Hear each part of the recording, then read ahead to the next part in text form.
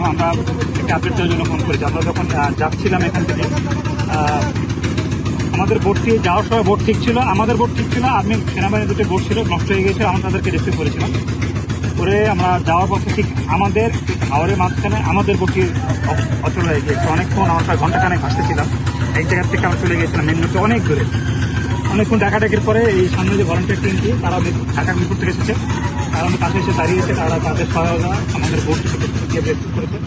এইভাবে আসলে মানুষের জন্য আমরা কাজ করে যাচ্ছি হাতে হাত রেখে। মূল টার্গেট, মূল যে উদ্দেশ্য, আমার সকলের মূল উদ্দেশ্য কিন্তু এক, মানুষের পাশে দেওয়া। একটা জায়গায় সকলে একত্রিত হয়েছি।